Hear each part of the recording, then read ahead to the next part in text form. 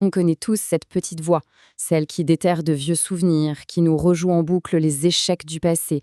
Cette voix qui essaye de nous convaincre qu'il est bien plus prudent d'abandonner plutôt que de risquer un nouvel essai. C'est une lutte intérieure que beaucoup de gens connaissent.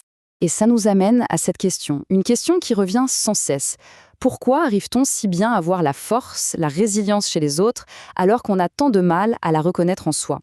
C'est une drôle de contradiction. Alors aujourd'hui, on va explorer ça, à travers la sagesse des stoïciens. Le problème, bien souvent, c'est qu'on cherche la confiance au mauvais endroit. On la cherche dans le regard des autres, dans leurs applaudissements. C'est comme construire une maison sur du sable. Les stoïciens, eux, nous proposent une autre voie, une voie plus solide. Cultiver sa propre maîtrise. Parce que la vraie confiance, la solide, elle ne dépend pas de l'extérieur. Elle se construit de l'intérieur, brique par brique. Alors, commençons par le tout premier concept, la pierre angulaire de cette approche, l'idée d'une forteresse intérieure. Qu'est-ce que c'est, cette forteresse intérieure? Imaginez un espace au plus profond de soi, un lieu calme, silencieux, où notre propre volonté, notre propre raison sont aux commandes. Et ce lieu, il est inébranlable. Peu importe la tempête qui fait rage à l'extérieur, ce centre reste intact. Parfois on l'oublie, bien sûr. Il est comme enseveli sous les cendres du doute. Mais il ne disparaît jamais vraiment. Et ça, l'empereur, philosophe Marc Aurèle l'avait parfaitement formulé. Attention, il ne s'agit pas ici de contrôler les événements extérieurs, ça c'est souvent impossible. Non, il s'agit de maîtriser notre attitude face à ces événements. La véritable force, elle naît de là, de cette capacité à rester maître de ses pensées, peu importe le chaos. Et c'est peut-être ça le changement de perspective le plus important. La confiance en soi, ce n'est pas quelque chose qu'on doit inventer à partir de rien. C'est quelque chose qu'on doit redécouvrir. C'est un acte de mémoire, se souvenir que cette force, au fond, a toujours été là. Très bien. Maintenant qu'on a posé cette base, passons à la pratique. Comment fait-on concrètement pour reconstruire ce paysage intérieur? Parce que, comme on va le voir, tout part de là. Il faut voir l'esprit un peu comme un miroir. Si ce miroir est sale, embué par l'insécurité et le doute, forcément, l'image du monde qu'il va renvoyer sera déformée. Une simple opportunité peut alors ressembler à une menace terrifiante. Tout le travail consiste à nettoyer ce miroir. Épictète, qui a commencé sa vie comme esclave avant de devenir un grand philosophe, savait de quoi il parlait. Il nous rappelle que la vraie liberté, elle est intérieure. On peut être physiquement libre, mais totalement prisonnier de ses propres pensées. La maîtrise de soi, ce n'est donc pas une contrainte, c'est la clé qui ouvre la porte de cette prison. Une autre image très parlante, c'est celle du jardin. L'esprit est notre jardin personnel. On peut le laisser à l'abandon, et il sera vite envahi par les mauvaises herbes du doute et de la peur. Ou alors, on peut décider d'en être le jardinier, d'arracher ce qui nuit et de planter consciemment les graines de la présence, de la patience, de la discipline. Le résultat ne dépend que de ce choix. D'accord, mais une fois que ce travail intérieur est enclenché, comment on gère les défis qui viennent de l'extérieur? La peur, la douleur, voyons ce que les stoïciens nous proposent. Le courage, dans la vision stoïcienne, ce n'est pas du tout l'absence de peur. Ce n'est pas un acte héroïque et spectaculaire. C'est bien plus simple et bien plus profond. C'est juste la décision, calme et silencieuse, de ne pas se trahir, de faire un pas de plus, même quand la peur nous supplie de faire demi-tour. Alors concrètement, ça peut se traduire par 3 réflexes. D'abord, nommer la peur, la regarder en face, lui donner un nom.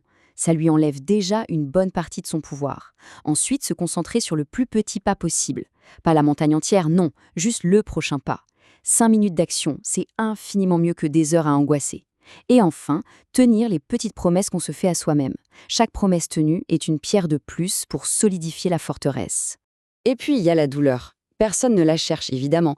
Mais les stoïciens ne la voient pas comme une punition. Ils la voient plutôt comme un professeur très exigeant, certes, mais un professeur quand même.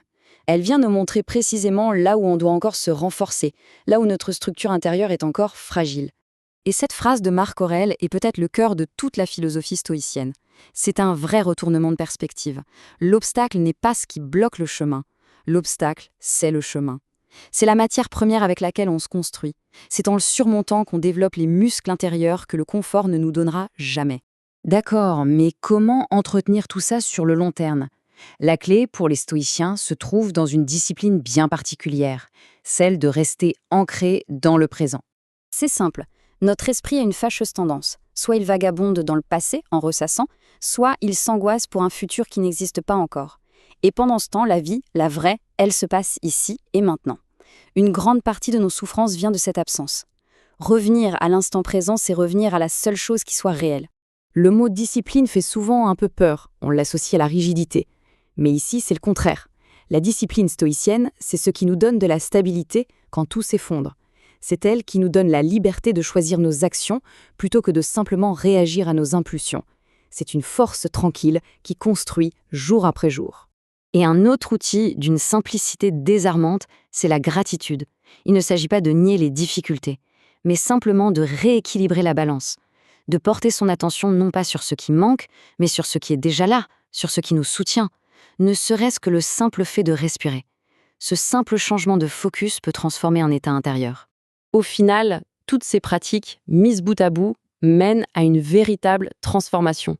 Mais ce n'est pas une révolution bruyante, c'est une révolution silencieuse, intérieure, dont les effets, eux, sont bien réels et durables. Sur ce chemin, il y a un ennemi intérieur particulièrement tenace, l'impatience. C'est cette petite voix qui murmure sans cesse « Tu n'y es pas encore, regarde les autres, ils vont plus vite, tu devrais déjà avoir réussi ». C'est la voix de la comparaison et elle est toxique. Et face à elle, il y a la patience. C'est la voix de la sagesse, celle qui comprend que la croissance, la vraie, prend du temps. Elle nous apprend à agir, oui, mais aussi à faire confiance au processus. Pour conclure, gardons en tête cette pensée de Marc Aurèle. C'est un rappel, un réconfort. Un chêne ne pousse pas en une nuit. Ce qui est construit lentement, avec soin, développe des racines profondes et solides. Respecter son propre rythme, c'est la clé d'une transformation authentique et durable. On peut donc se poser cette question, pour finir. Et si le plus grand des changements n'était pas un bouleversement extérieur spectaculaire? Et si la plus grande des révolutions était en fait cette décision, calme, intime, et répétée chaque jour, de devenir le gardien de sa propre forteresse intérieure? La réponse, comme toujours, se trouve à l'intérieur.